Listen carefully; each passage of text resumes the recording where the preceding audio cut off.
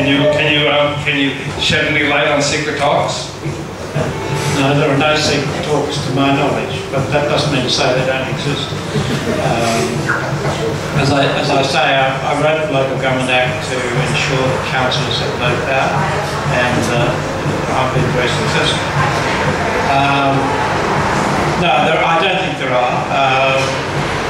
That's no reason, and I take the point. I think the idea that having a shovel-ready scheme, or one or two, to go as we start building the current proposal is a great idea, because that is how government works. I don't think the city has a priority, as I mentioned, the Green Square issue is certainly high on its agenda, but it's a fair point, and I'll take it back. Anyone want to add? I think what's really forming here tonight, and correct me if I'm wrong, is a bit of a two-pronged approach needed for Oxford Street. One is immediate concerns, getting everyone together, tackling the immediate concerns of the businesses and residents and fixing up Oxford Street. No. I've got to stop you there. I've been coming to these meetings since the 70s. Okay? We get the same niche shit from our local member about the immediacy of what's got to happen on Oxford Street.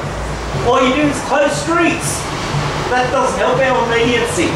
I've been a member for 6 months. I haven't closed one street during that time, nor am I actually able to.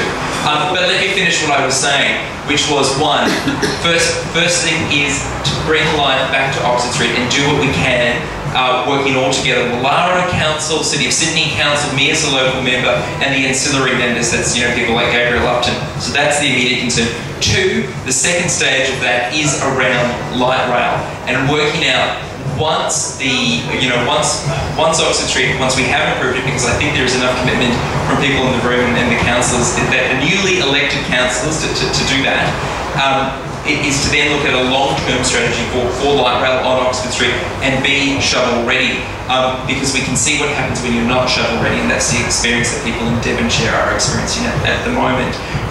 So I think there's a really two-pronged approach. One, immediate concerns of Oxford Street, getting that dealt with, but two, at the same time, making sure the community has a strong plan towards light rail, how that should be done, and when that should be done. How long will it take to get some plans done for landscape? How long would it take? Can I just hold your question for 1 second? Can you commit to being the person to coordinate that? Yeah, absolutely. More than happy. Excellent. Do you want to get time for it for the plant devices? Do you want to commit? There is a recent major landscape study, greening of City of Sydney.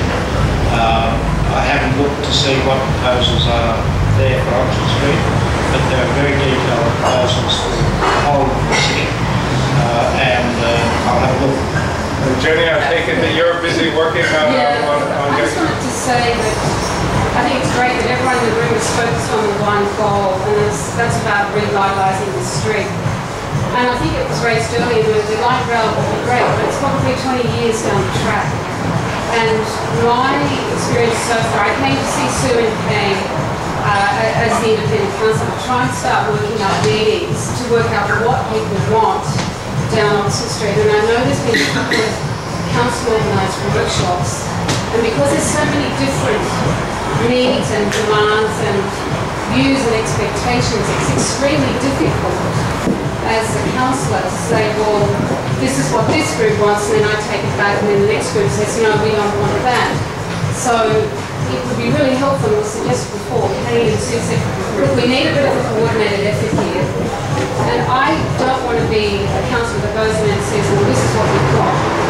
You're a take or a leader. It's far better if you come up with a plan, a good plan, and see that you're all happy with. And it might be 3 different plans along the street. Whatever you think is accommodating is going to improve the situation.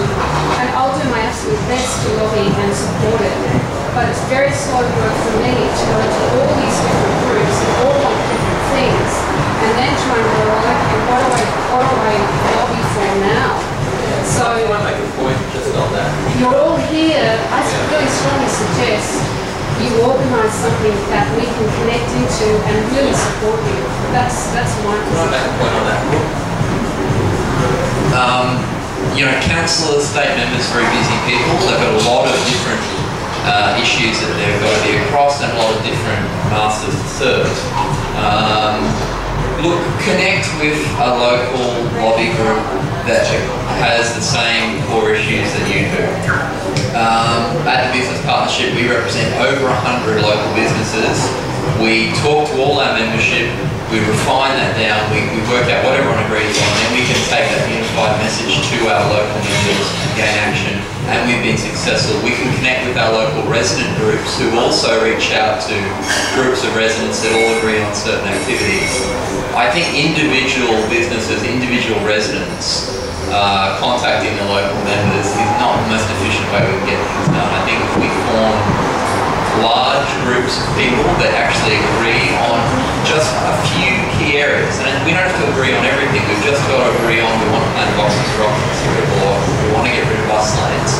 That one issue is enough work, So if you can all the people here that are concerned, join the Darling Business Partnership, join the Paddington Business Partnership, join a local resident lobby group, encourage them to talk to the other local lobby groups, and then we'll form a consensus and take it to our local members and say, right, this is what Paddington wants, this is what Darling wants, this is what we all want together.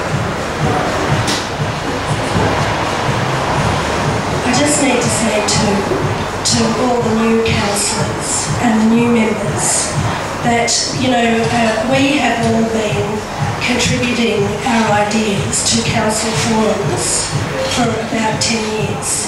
So, it's like Groundhog Day, and only recently we had yet another council facilitator forum, and we appreciate every one of them, but we were back again to tell me all your different requirements. And, so that's a bit, we are very patient, but we have contributed. It's not like we haven't contributed. It's not like we haven't been providing input. We have developed all these different interest groups, and I think the proposal to put the fence up Paddington really brought all these groups out together. So it's an opportunity, and we have all started networking a lot more to come up with some sort of, 10-point plan, 5-point plan, whatever it is. So I just wanted to let you know, as a community, that's where we've come from and that's where we're going to. I think your advice to people in the community to join something that can represent you. There's 3 Saints Square, which is around here. There are residents groups everywhere. Ask if you don't already know. Just, going back to our current representatives and their links at a state level, when we come together with this, let's use the opportunity and run with it, because we're all starting to get on the one page. Something for Jenny, with what you were saying just before, is I've been involved in this for about 8 or 9 years. As Janison said, when the upgrade occurred, we formed a group because it was called the Gateway Project. It was about making a 6-lane highway through our community with the goal of moving as much traffic as possible. They took out the median strip, they took out the 2 right-hand turns going east into Surrey Hills. That you can still see what effect that has had. Something that I've noticed in all of my meetings, and this is something, we're talking about short, medium, long term, something short term that you and everyone else can start doing is that the Inner East, Surrey Hills, Darlinghurst, Woolloomooloo, King's Cross, it's fallen off the radar. Like, it's not this Tourism New South Wales, Destination Sydney, or I think I might have got them the wrong way around. Even at the launch of the concept for the George Street Light Rail, where there was 1,000 people under Town Hall, and Margie Osmond, who's the head of the National Retailers Association, was asked, where will everyone go when you shut down George Street? She goes, oh, Darling Harbour. We're going, well, hang on, there's the whole area, I call it the Inner East Sydney, whatever you want to call it, up the hill.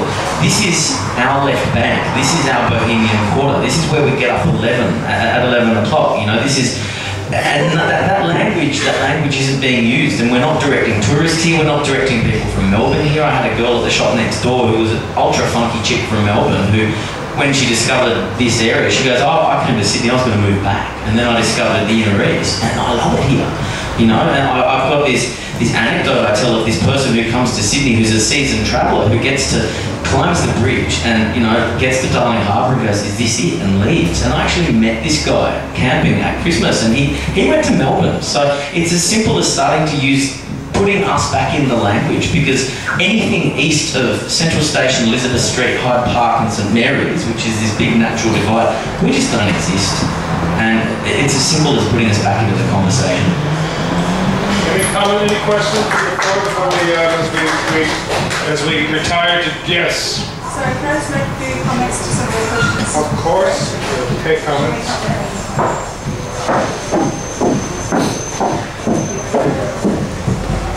Hi, my name's Benita. I'm the founder of Push People Unite Surrey Hills, so this is very dear to my heart and the community. There's just a few points that were raised that I just, first of all, we've already acknowledged with the Minister for Transport, this is not light rail, these are trams, and even Chris Locke himself is now calling them trams, as he did at his presentation in Randwick on Wednesday. The trams, they're 45 metres long, they're the biggest trams we've got in this country. They're 6 metres wide for the two, and you need to allow a gap in between. So they're big, considerable. This is 60% bigger than Haymarket. This is not light rail. And just to clarify, Chris Locke himself is now calling them trams as well, since we addressed it. What do you see as the difference? The difference? Because nobody else in the world sees the difference. Well, even Chris Locke is now calling them trams. Chris Locke's just cool. Well, here's the project director. I know.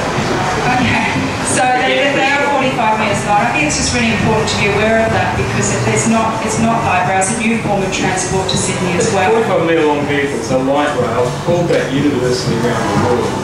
And the term trams is the older term. Some people call it streetcar, but what we usually single vehicles, sometimes coupled together. Light rail is just modern trams, so there's no difference. Well, would agree, disagree. So the other thing as well is that what's fantastic about the return of the trams, light rail, is that across most of the routes it's respecting existing traffic corridors, which is how it works well. What is inconceivable for us as taxpayers is to suggest that these lumbering giants, which are 45 metres, will be taking the right of way in peak time as frequently as 3 minutes, taking the right of way across Anzac Parade, across South Downing Street, Burke Street, Elizabeth Street, Chalmers Street. We're going to have to give way to them. There's no evidence at this stage there's going to be significant reduction in cars. So that's our big concern about Devonshire Street. This is going to create traffic chaos. In peak time, we're all competing for that thoroughfare. So there's now suddenly got lumbering giants every 3 minutes coming across big things, stopping the traffic during peak time. That's a concern to us, and we haven't had the answers yet as to how that's going to be controlled and what is the plan for that. Then we say that it's a smart idea in terms of Devonshire Street. These trams will take up 2/3 of the street. The street's only 7.5 metres wide to 8.8. These trams will be around about 6.5 metres. Already Melbourne has major issues with emergency services accessing their people in time. There's about fatal deaths that happen because the emergency services can't actually reach the people in Melbourne. They have wide streets. We still yet can't find, and I welcome if you have got an example, a precedent of where these size of trams or light rail actually go into such a narrow street. It should also, there's a comment about taking people direct from A to B.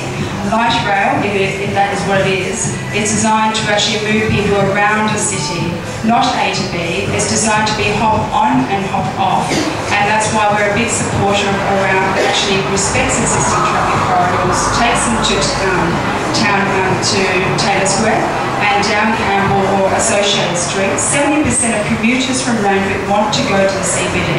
They don't want to go to Central. So there's a few issues there. Already they've got at least 4 to 5 minutes added to their journey time for the light rail.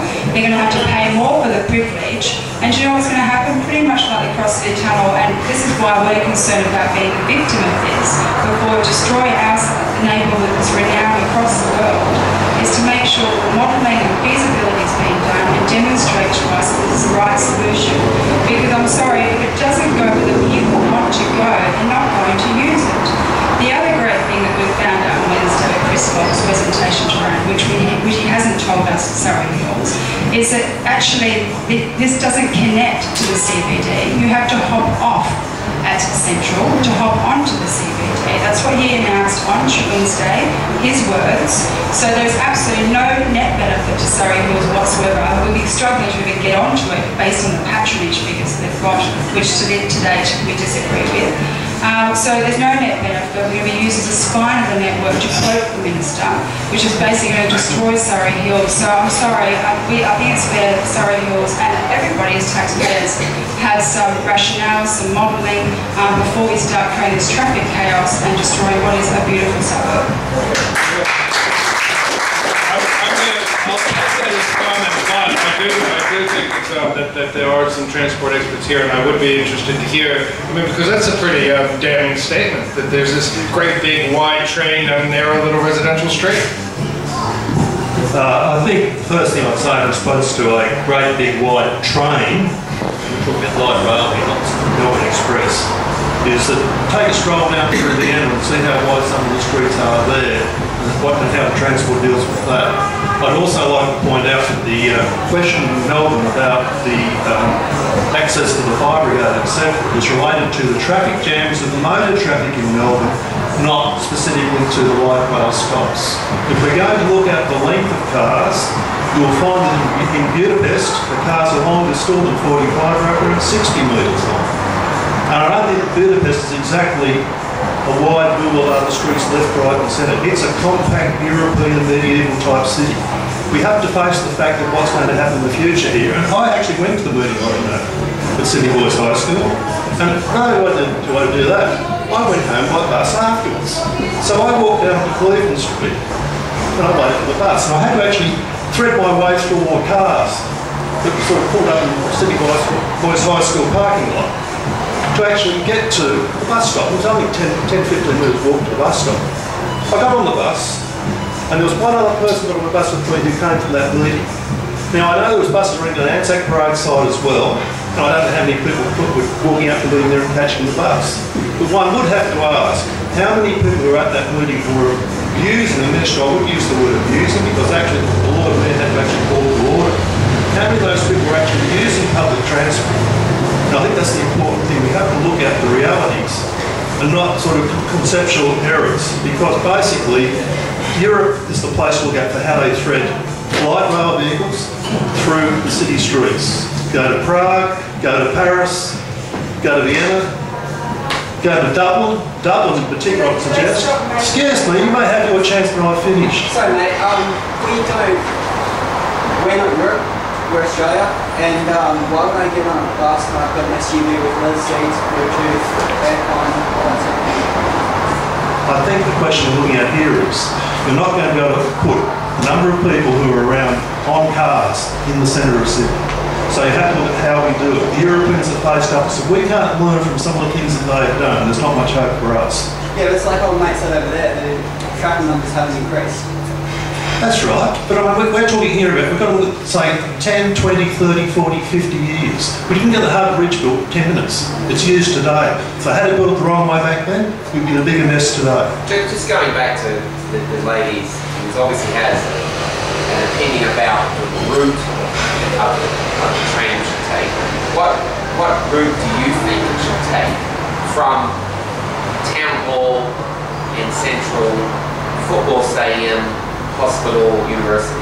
Okay. What route do you think is the best? I support the Devonshire Street route, and I'll put it this way too. If you put somebody in a car at Eddie Avenue and ask them to go to the University of New South Wales, they come out of Eddie Avenue and they would turn right. They wouldn't turn left to go to the University of New South Wales from Eddie Avenue. Why should the person travelling in a light rail vehicle, which is an environmentally friendly vehicle, be forced to make a long journey? What about do you think the majority of people want to get to Central as opposed to Town Hall, which is a bit more sort of in the middle of the city?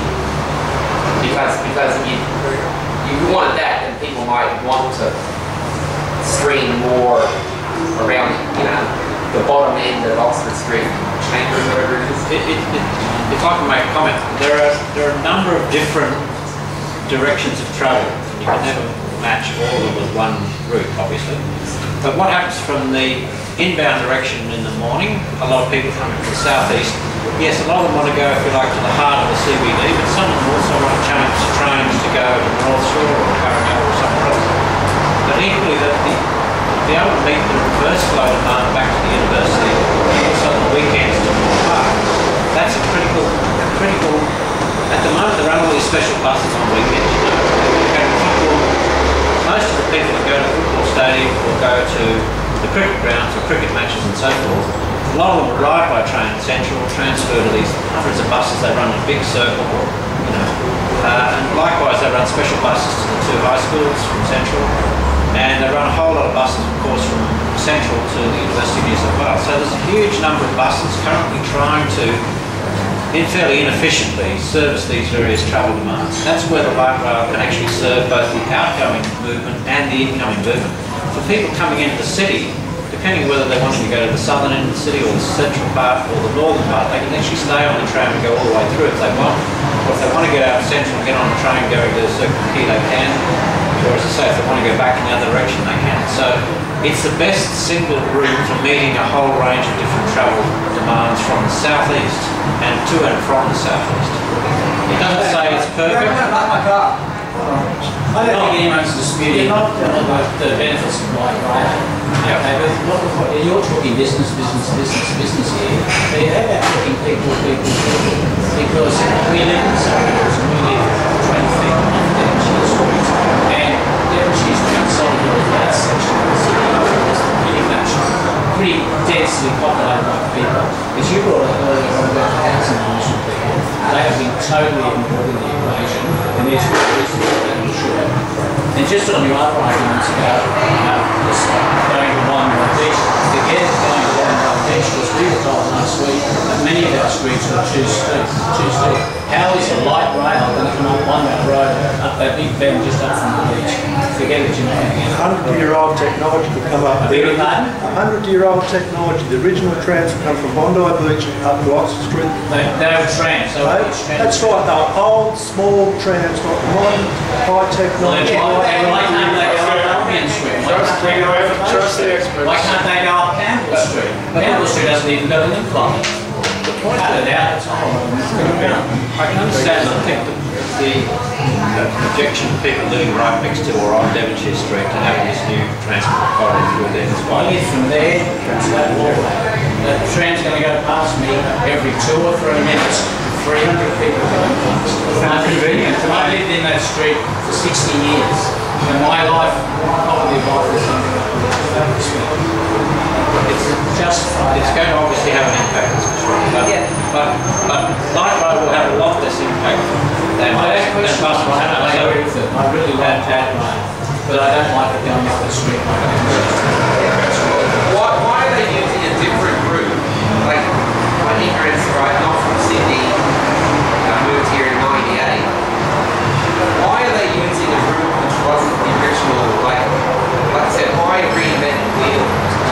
Okay, I'm going to make my promise that everyone can buy a drink and talk one-on-one with our brain trust.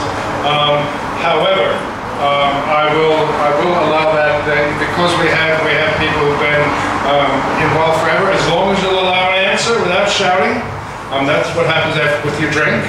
Who's brave enough to answer why not use the historic route?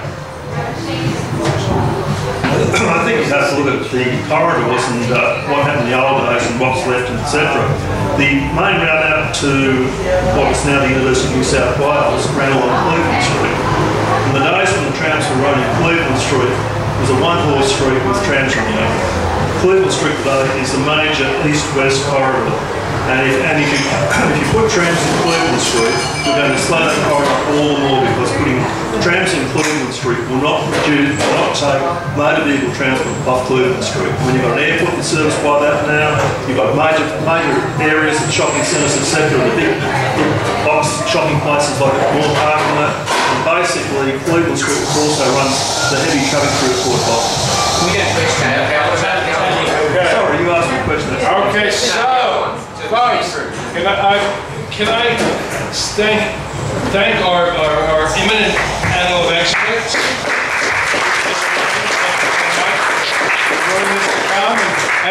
And thank you everyone for a spirited discussion with excellent questions. Hit the bar, make the publican happy.